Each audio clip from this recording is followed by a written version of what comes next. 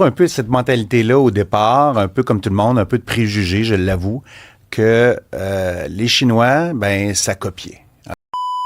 朋友们，今天给大家看个杨大人现场破防的实录。这位加拿大汽车大亨查尔斯去中国前觉得咱们只会抄袭，全是廉价货，结果一落地，中国车企的规模和技术直接给了他一记响亮的耳光。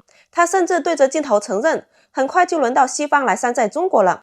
我们就来看看他是如何亲手撕碎西方那点可怜的傲慢与偏见的。Et c'est pour ça que je vous présente avec nous Charles Saillant. Il est propriétaire, on va le dire, de plusieurs concessions du groupe Saillant à Québec. Le groupe Saillant, Charles, c'est pas mal de concessions, toutes sortes de marques. Oui, ben c'est 6 concessions, surtout en Asie ou Toyota. En Europe, oui. Ouais. Alors, on a Toyota, on a Subaru, on a Hyundai, on a, j'en oublie, Mazda, Volvo et Polestar. Fait qu'avec votre frère, Alexandre, oui. Vous êtes allé voir. Il y avait aussi Marc Bourassa, je pense, un tout concessionnaire un collègue de Laval, concessionnaire automobile à Laval. Il y avait une petite gang, vous étiez une quinzaine. Vous êtes allé voir sur place comment marchait l'industrie. Et vous n'êtes pas un expert des véhicules chinois. Vous êtes un concessionnaire de voitures qui éventuellement se fait dire peut-être que tu vas être obligé d'acheter une concession BYD ou autre. Fait que donc, vous êtes arrivé là-bas. Votre premier constat, Charles, quel a-t-il été par rapport à ce que vous avez vu, là? Qu'est-ce qui vous a frappé? Ben moi, j'ai toujours un peu cette mentalité-là au départ, un peu comme tout le monde, un peu de préjugés, je l'avoue, que les Chinois, ben, ça copiait. Alors, j'ai dit, bon, ça va, ils vont réussir à faire. Qu'est-ce qu'on fait? Mais en plus vite. Probablement, peut-être en plus beau. Mais j'ai été complètement renversé quand je suis arrivé là parce que ça va être nous qui va les copier, là, dans très, très peu de temps, là. Parce qu'ils sont vraiment rendus à un autre stade. C'est l'innovation, c'est les gadgets que j'ai vus là-bas, Isabelle, là. C'est incroyable. Il faut savoir que pour le consommateur chinois, encore, c'est le plus gros marché au monde actuellement. Ça a dépassé celui des États-Unis au niveau des voitures. Ouais. OK? Dans ce marché-là, 60 un petit peu moins que 60 mais disons 60 pour faire un chiffron, 60 des achats de véhicules neufs l'année passée, c'était leur première voiture. Les Chinois, donc? Les Chinois. C'était ils étaient à pied avant ou à vélo, mais là, ils sont en véhicule. Ou ils étaient en partage ou je sais pas quoi, mais ils ont acheté leur premier véhicule de leur vie. 60 Puis il y a beaucoup de new money aussi, comme on dit. Il y a beaucoup d'argent, des nouvelles familles riches qui peuvent se le permettre. C'est énorme, là. La Chine, on n'a aucune idée en termes de grosseur, là. On est allé à Shanghai, qui est la plus grosse ville au pays, pas loin de 30 millions d'habitants. Puis après ça, moi, j'ai extensionné le voyage. Je suis allé juste à distance, là, genre Drummondville ou Saint-Hyacinthe de Montréal, à peu près, là. Okay, alors, TGV une demi-heure, OK? Puis j'ai fait Hangzhou, j'ai fait Nankin, j'ai fait Suo, puis ça, c'est chacune de ces villes-là, c'est 8 millions d'habitants. Chacune de ces villes-là, c'est la province de Québec à chaque fois. Toc, toc, toc. Ils sont capables de faire, ils ont tellement d'une masse critique pour faire les projets, ils font ça tout très, très, très rapidement. Puis quand on parle de rapidité, vous disiez, par exemple, construire une usine en Amérique du Nord, c'est long. Construire une usine, normalement, standard européen, nord-américain, une usine d'assemblage, on parle de conception jusqu'à la fin, là, 5 ans à peu près. En Chine, ils le font en 18 mois. Incroyable. Il y a, évidemment, ils ont une surcapacité actuellement, puis c'est pour ça, bon, il y a une guerre de prix incroyable là-bas, une guerre de prix qui sont en train d'aller porter aussi en dehors de leur pays. Il y a beaucoup de dumping qui se fait parce qu'ils sont en surproduction. Il y a 5 ans, là, je ne parle pas de concessionnaire, je parle de manufacturier.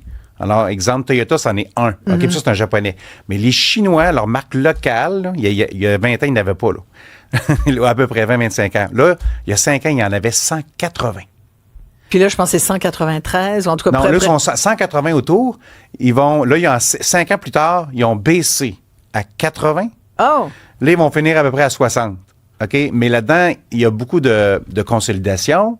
Il y en a qui achètent d'autres. Ils achètent souvent pas... Il n'y a pas beaucoup d'achats acheter une compagnie comme on fait ici là, pour être plus gros. Eux autres, c'est plus une achat de technologie. Ils scrapent la compagnie puis ils la mettent dans leur propre compagnie. Alors, puis ça va continuer à baisser parce qu'on s'entend, tu peux pas avoir 80 ou 60 manufacturiers encore aujourd'hui dans le monde, juste qui sont chinois. Ça va peut-être descendre. On parle dans 5 ans, ils vont peut-être tomber à 15. Là-dedans, il y en a que... Mais ça fait beaucoup de compétition C'est quand même. énorme. 15, c'est énorme. Je demanderais à quelqu'un dans la rue de me nommer 15 manufacturiers. Je suis pas sûr que tout le monde est capable d'arriver à 15. Là. Non, complètement. Surtout si vous dites, Charles Saillant, qu'ils ont un niveau d'innovation puis de technologie nettement supérieur. Ça veut dire aussi que nous, pendant toutes ces années, on a dormi au gaz. Qu'est-ce qu'ils ont fait qu'on n'a pas fait? Le consommateur chinois dicte le marché et on se remet un peu dans leurs souliers chinois. Ces personnes-là, C'est des petits c'est la souliers. première fois, peut-être un peu plus, ça je ne commenterai pas là-dessus. Alors, ces consommateurs-là, eux autres, c'est leur premier véhicule qu'ils achètent. La fiabilité, c'est pas leur critère numéro un, puis probablement pas, c'était le critère numéro un quand notre arrière-grand-père a acheté leur premier véhicule aussi, là. OK? Ou même quand toi, tu as acheté ton premier véhicule, c'était-tu la fiabilité en premier? Je ne sais pas. Eux autres, le driver, c'est les gadgets. Moi, ma première voiture, c'était une Datsun. Okay, Que j'avais acheté pour la fiabilité, usagée. probablement. Non, puis il y avait un trou l'hiver, j'en recevais de la sludge parce qu'il y avait un trou à côté des pédales. Toi, tu voulais te déplacer du point A au point B. Oui, mais Point. j'étais étudiante, qu'est-ce Ben que tu oui, veux là, ben oui. Mais mon premier vrai véhicule, ma fierté que j'ai gardée pendant 5 ans, c'était une Honda Civic DX. OK. C'était un petit bolide. OK. Puis j'avais comme Olivier les calottes par en arrière. Ah, bon. Ouais, c'était Le comme public tasse-toi cible. mon nom. Le Ouais, public ouais. cible. Ah, je m'en souviens tellement de cette voiture-là, c'était fabuleux. Mais Mais donc, pour- la fiabilité... Ben, écoute, je pense pas que c'est le critère numéro un. Le critère numéro un, c'était très clair là-bas, là, c'est les gadgets. Il Ouais. faut savoir que la Chine est une société excessivement digitalisée. On pense qu'on est très digital avec notre téléphone. Là. Ils sont 10 ans en avance sur nous. Mais par exemple, ça ressemble à quoi? Ben, premièrement, ils ont des applications qu'on n'a pas. Il y a une application qui s'appelle WeChat. C'est l'application nationale, si on veut. Mais c'est privé, là. Mais c'est l'application que tu peux... Si tu n'as pas WeChat, tu ne peux pas vivre en Chine. OK? Parce que tout est centralisé là-dessus. Et Alors, donc, dans les voitures aussi? tout. Alors, évidemment, les autres, il va y avoir une intégration, il va y avoir une extension de leur personnalité. Tu peux prendre tes rendez-vous, tu peux payer avec ça.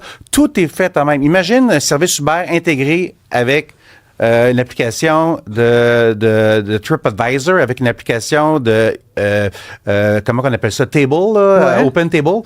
Imagine toutes les applications dans une seule application. Eux autres, ils vivent comme ça. Ils sont capables, ils se promènent, il y a une intelligence artificielle dans les véhicules. Alors, j'ai pas dit, ils parlent, je sais pas comment ils font ça, comment qu'ils le disent, mais ils programment, puis on dit, t'es dû pour une coupe de cheveux. Ben là, ils regardent, ben, t'arrêtes la disponibilité dans ce salon-là, qui est à seulement 1 kilomètre Parfois, ils de toi. vivent-tu dans leur voiture? Ben, je sais pas s'ils vivent dans leur voiture, je penserais pas, mais ils veulent que ça soit... Mais ils font tout dans la voiture. Tout est fait Ouais. partout. Donc, les écrans sont énormes. Oui, le cockpit, on parle déjà, Tesla avait changé la donne il y a une dizaine d'années, je sais pas si on se rappelle, les écrans étaient beaucoup plus gros, puis là, Ouais. on avait dit, on avait crié au génie, parce Ouais. qu'on avait, c'était jamais vu avant, là. C'était un game changer, comme on dit en anglais. Mais les Chinois sont plus là, là. L'écran Tesla serait minuscule par rapport à ce qu'ils font actuellement. Eux autres, le cockpit au complet, le dash, comme on dit, là, en anglais, ça peut être un écran complet, autant conducteur que passager. Oh mon Dieu. Un seul et même écran. C'est énorme. Alors, les gadgets qu'il y a, Isabelle, c'est incroyable. Wow. Il y a des distributeurs de parfums électroniques. OK? Alors, on est loin du petit sapin sans bon. Alors, tu choisis, je sais pas moi, parfum de jasmin le matin, tac, tac, puis ça va sentir le jasmin dans ton Dans ta véhicule. voiture. Si tu es tanné, tu changes pour lavande. OK? Alors, puis là, c'est des gadgets qui vendent de plus. Alors, On va les Chinois sont très friands de ça. Ouais, on va continuer bien sûr avec le témoignage terrain de Charles Saillant qui est allé, un concessionnaire qui est allé voir de visu en Chine comment ça se passe dans l'industrie du véhicule chinois. Puis on va parler des usines parce que là-bas il y a des dark factories, là, des usines où il n'y a pas de lumière. Un véhicule chinois, est-ce que vous achèteriez ça? Tu sais, un petit parfum là, en même temps, là, c'est un petit parfum d'érable. Tu sais. 看完这段采访，我相信大家能感受到那种扑面而来的无力感。这种无力感不属于我们，而是属于屏幕里那位曾经高高在上的西方精英查尔斯·塞扬的震惊，其实是一个巨大的历史隐喻。过去几百年，西方人习惯了定义什么是现代化，定义什么是文明。在他们的认知里，工业流水线是他们发明的，汽车文明是他们创造的，标准答案只能由他们来书写。中国即使发展，也应该只是一个低端的模仿者，永远跟在他们身后捡面包屑。但今天，这个逻辑被彻底粉碎了。查尔斯看到的不仅仅是几辆更先进的电动车，也不仅仅是那个把西方甩开几条街的黑灯工厂。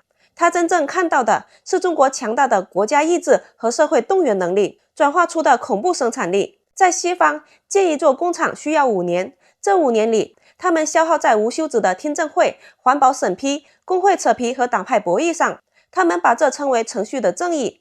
而在中国，只需要18个月，这18个月里，我们把荒地变成了世界级的制造中心，把图纸变成了出口全球的尖端产品。这告诉我们一个被西方主流媒体刻意掩盖的真相：在当今这个时代，一个拥有完整产业链、统一大市场和高效执行力的国家，对那些深陷内耗的所谓老牌发达国家，正在形成维度的碾压。西方人现在还没想明白，为什么中国能把看似红海的汽车市场变成一个决斗场？他们眼里的残酷竞争，恰恰是我们筛选强者的机制。